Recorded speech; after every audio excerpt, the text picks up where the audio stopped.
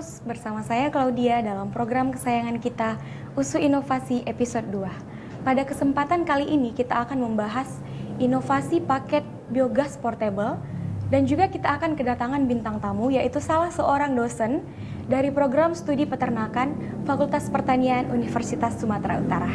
Baiklah, langsung saja kita panggilkan Ibu Dr. Insinyur Nurzainah Ginting, MSc. Selamat datang, Bu. Wah, senang sekali Ibu boleh datang hadir di dalam program kesayangan kita, USU Inovasi. Terima kasih. Apa kabarnya, Ibu? Alhamdulillah, baik. Kampus pasti sudah penasaran, apa itu biogas? Nah, kali ini akan dijelaskan langsung oleh ahlinya. Terima kasih, Claudia. Biogas itu adalah suatu teknologi sebenarnya sederhana, sudah lama. Kita berusaha memanfaatkan limbah organik. Bisa kita memakai kotoran ternak dan kita proses sehingga terbentuk gas. Kita sebut dengan biogas. Jadi biogas ini ramah lingkungan. Sebenarnya biogas ini sangat berguna. Ya, biogas artinya masyarakat bisa memakai energi alternatif. Kan sebagaimana kita ketahui, keberhasilan pemerintah mengkonversi minyak tanah menjadi LPG menyebabkan LPG banyak dipakai di mana-mana. Padahal 60% daripada LPG itu diimport. Nah, jadi kalau misalnya kita berhasil memakai biogas, kita bisa menghemat devisa. Selain itu, dari unit biogas ini dihasilkan hasil samping yang namanya pupuk cair siap pakai atau slurry. Kita tahu kita di Indonesia ini pupuk itu disubsidi oleh pemerintah. Jadi kalau misalnya mendapat bantuan dari slurry, maka sebahagian dari kebutuhan pupuk akan tertutupi sendiri. Ya. Lalu selain itu apalagi manfaat biogas? Lingkungan menjadi bersih, ya. Sungai-sungai tidak terkontaminasi. Dan satu yang diharapkan oleh seluruh dunia adalah bisa menekan kecepatan terjadinya perubahan iklim. Karena biogas ini bila tidak dimanfaatkan, dia menjadi liar, dan karena dia lebih ringan dari udara, dia akan naik ke atas, ke stratosfer dan membentuk suatu kondisi seperti rumah kaca. Ya, jadi sinar matahari masuk tapi panasnya tidak keluar, akibatnya terjadi perubahan iklim. Inilah yang kita sudah rasakan. Ya, harapan saya lebih banyak lagi peternak yang memakai biogas. Ya, saya tahu di Sumatera Utara ini ada sekitar 150.000 sekian keluarga yang menekuni bidang peternakan. Pada kesempatan ini saya ingin mengenalkan hasil inovasi saya, yaitu inovasi paket biogas plastik portable. Jadi paket biogas ini sebenarnya sudah lama ditunggu-tunggu oleh masyarakat peternak. Karena masyarakat peternak itu tidak punya kemampuan untuk membeli paket biogas misalnya dari fiberglass yang mahal, ya. Jadi dari plastik portable artinya bisa dibawa-bawa, gampang dikirim. Karena dari plastik harganya murah, jadi harapan saya terjangkau oleh masyarakat peternak, baik yang ada di Sumatera Utara ataupun provinsi lain, Aceh dan sebagainya. Ya, jadi paket biogas plastik ini dirakit dari plastik PE, polietilen dengan ketebalan 40 mikron, ya, tebal sehingga dia mampu menahan tekanan gas yang terbentuk. Paket biogas portable ini dirakit dari tadi yang saya sebutkan plastik PE, lalu kita lengkapi dengan soket dengan elbow dari pipa PVC 5 inci, juga kita lengkapi dengan plastik penampung gas, dengan manometer, dan dengan kompor. Ya, semua ini dilengkapi dengan manual. Lalu akan kita package dia, kita kasih label, ya, dan bisa dikirim ke seluruh tempat, terutama di Indonesia. Lalu apa yang melatar belakangi Ibu dalam membuat inovasi ini? Ya, saya sebenarnya, mungkin bukan saya ya, semua dosen punya idealisme. Jadi saya lihat di Indonesia, juga di Sumatera Utara, itu limbah organik, terutama limbah ternak, hanya sedikit yang dimanfaatkan, yang diolah. Ya, padahal kita ini butuh banyak energi terutama di pedesaan untuk memasak. Jadi kalau kita bisa memanfaatkan kotoran ternak yang memang banyak di pedesaan menjadi biogas, itu sangat disyukuri. Jadi masyarakat tidak perlu lagi membeli LPG, ya, seperti itu kira-kira. Lalu bagaimana pembuatan dari biogas ini, Bu? Jadi pembuatannya ini ada beberapa konstruksi, ya. Bisa memakai batu bata, konstruksi batu bata, tetapi ini mahal dan lama. Ada yang memakai fiberglass, ini juga mahal. Nah, inovasi saya yang terbaru adalah inovasi paket biogas portable dari plastik. Jadi dari plastik sehingga dia menjadi lebih murah, ya. Terus bila pun rusak, masyarakat bisa menggantinya karena kita juga siapkan manual, ya, seperti itu. Hanya saja paket biogas plastik saya ini plastiknya memang lebih eksklusif, lebih tebal, ya, tidak ada dijual di pasaran. Jadi kalau masyarakat mau buat sendiri, ya masyarakat berkreasi sendiri, misalnya di double 2, di double 3 plastik itu supaya menjadi tebal, ya, plastik yang bisa mereka temukan di pasar. Demikian. Wah, pasti teman-teman sudah pada mengerti dong bagaimana proses pembuatan dari biogas. Nah, Bu, lalu apa saja yang menjadi unit konstruksi dari biogas ini? Iya, jadi kalau seperti yang inovasi saya yang terakhir ini, yang dari plastik, kita butuh plastik polietilen namanya, plastik PE. Kalau saya maunya ketebalannya sampai 40 mikron. Ya, nah ini nanti kita setting dia menjadi biodigesternya. Unit utamanya. Lalu kita lengkapi dia dengan soket, dengan elbow, ya, pipa PVC lah, istilahnya soket elbow. Lalu kita rakitlah mereka. Sebenarnya konstruksinya sederhana seperti bantal guling saja.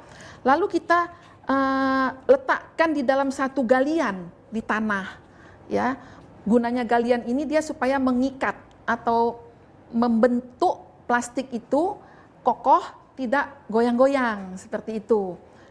Lalu kita masukkanlah kotoran ternak tadi yang sudah diencerkan dengan, tidak boleh dengan air pump, ya, karena air pump mengandung klorin, dengan air sumur kita aduk sehingga dia seperti bubur.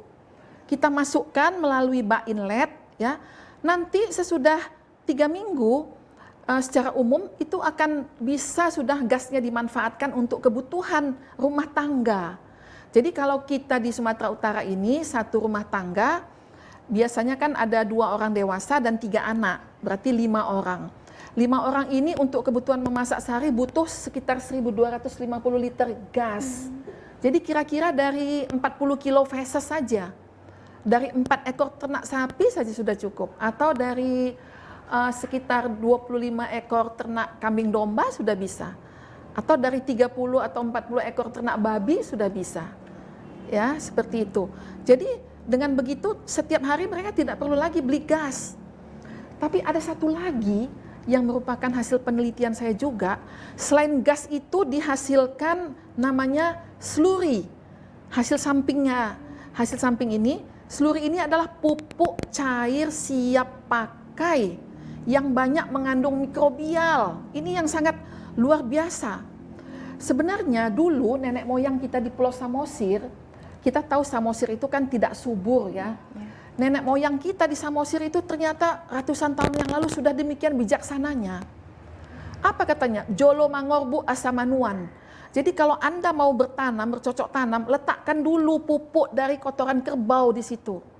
Kerbau atau kambing. Rupanya esensinya itu adalah meletakkan mikrobial untuk membantu pemupukan pada tanaman-tanaman tersebut.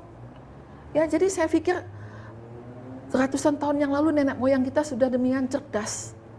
Ya, demikian Claudia. Ya. Nah, Bu, lalu apa yang menjadi hasil dari biogas ini? Hasil utamanya gas, tapi hasil sampingnya adalah pupuk cair siap pakai. Namun selain itu ada lagi Claudia. Pertama, lingkungan kita menjadi bersih. Kita ingat Samosir itu kan ditetapkan pemerintah sebagai daerah wisata internasional. Tapi di sana banyak sekali tai kerbau berserakan. Kan kasihan kalau ada turis dari Spanyol, katanya, ya, kakinya menginjak tai kerbau. Jadi ini harus kita usahakan masyarakat faham bahwa lingkungan harus bersih. Sebenarnya bukan hanya untuk lingkungan turisme, pariwisata, tapi lingkungan biasa di perkampungan juga harus bersih. Ini kotoran ternak ini kalau dia mengkontaminasi air sungai, nanti masyarakat yang tinggal di hilir itu bisa kena gatal-gatal, diare, ya. Jadi kalau kotoran ternak ini kita manfaatkan, wah luar biasa. Makanya saya bingung, campur kesal, kenapa pemerintah sampai sekarang tidak mau dengan berbagai cara membujuk masyarakat memanfaatkan kotoran ternak menjadi biogas. Kalau saya baca perencanaan dari Departemen Pertambangan dan Mineral, untuk 50 tahun ke depan mereka memplotkan dipakainya sekitar 1.200 TOE LPG, ton energi ekuivalen. Sementara biogas itu hanya 12. Padahal untuk tahun 2018 saja sudah saya hitung, kita mampu menghasilkan 128 ton energi ekuivalen biogas. Apalagi 50 tahun lagi. Kan berarti kita bisa banyak mensubstitusi LPG dengan biogas. Kalau bisa kita substitusi, maka kita juga menghemat membeli LPG, menghemat devisa, lingkungan kita bersih, masyarakat kita berhemat, pupuk kita pun bisa tidak perlu beli lagi. Artinya bukan tidak perlu beli lagi, tapi sebagian sudah bisa dibantu dengan slurry tadi. Begitu Claudia. Kawan Kampus pasti sudah mengerti apa itu biogas, proses pembuatannya, hasilnya. Nah, sebenarnya apa yang menjadi manfaat dari biogas ini, Bu? Ya, manfaatnya boleh saya ulangi lagi ya. Namun kalau tadi udah saya beritahu, ini ada satu tambahan lagi. Biogas ini, metana, ini adalah gas rumah kaca. Jadi gas rumah kaca, salah satu gas rumah kaca yang menyebabkan terjadinya perubahan iklim. Makanya kita harus ubah metana ini dari terbentuk liar yang naik ke stratosfer, membentuk kondisi rumah kaca yang menyebabkan perubahan iklim, menjadi kita manfaatkan di daratan ini menjadi bahan bakar. Kita semua sudah rasakan kok efek dari perubahan iklim. Kan kita sudah tahu es di kutub sudah mulai mencair, sebagian daratan sudah tertutup, sudah gitu tinggi gelombang. Tinggi gelombang sekarang sulit diprediksi. Sehingga kapal-kapal nelayan juga yang kalau saya tidak salah 4 gross ton itu nggak bisa lagi melaut. Harus 10 gross ton, mesti yang lebih besar. Karena nggak mampu dia melawan apa itu namanya ombak. Terus petani-petani juga sekarang tidak bisa memprediksi kapan mulai masuk musim tanam.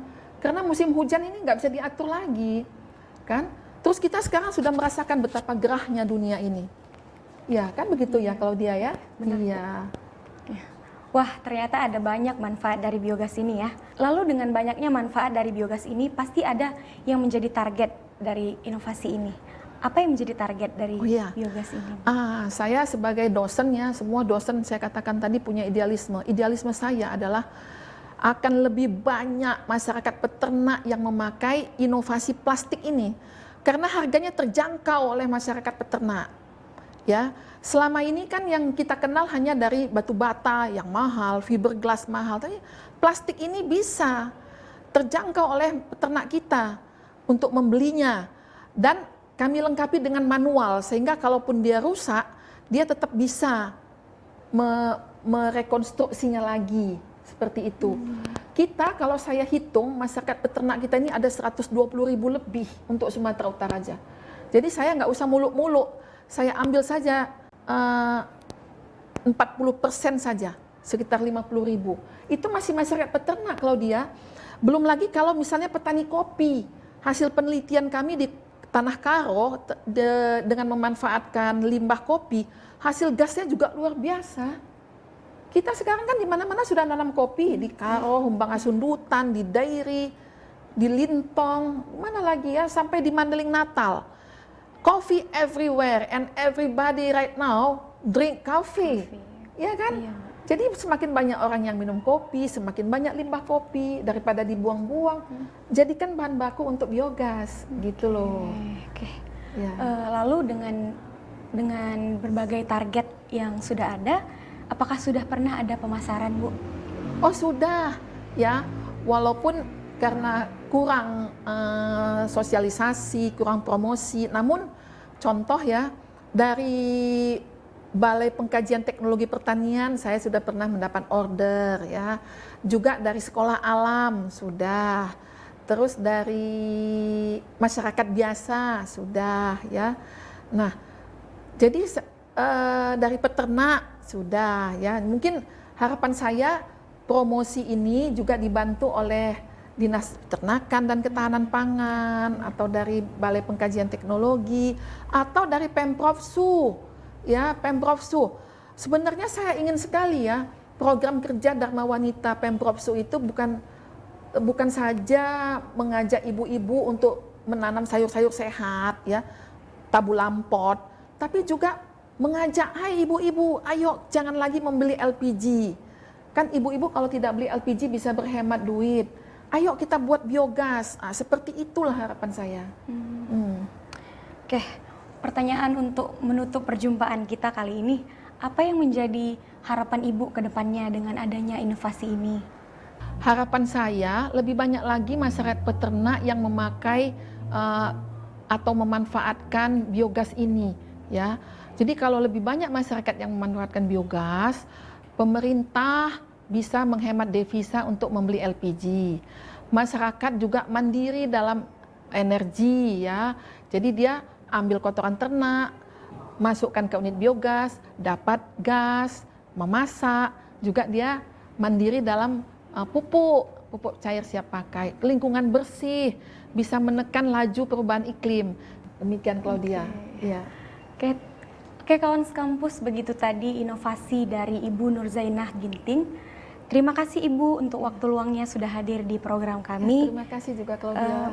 Membahas tentang inovasi paket biogas portable. Oke. Semoga bermanfaat dan menjadi inovasi baru untuk kita semua. Oke, terima kasih. Terima kasih untuk semua kawan sekampus sudah menyaksikan program kita. Saya Claudia, pamit undur diri. Nantikan inovasi-inovasi lainnya hanya dalam program kita, USU Inovasi Berkarya dalam Kerja Nyata.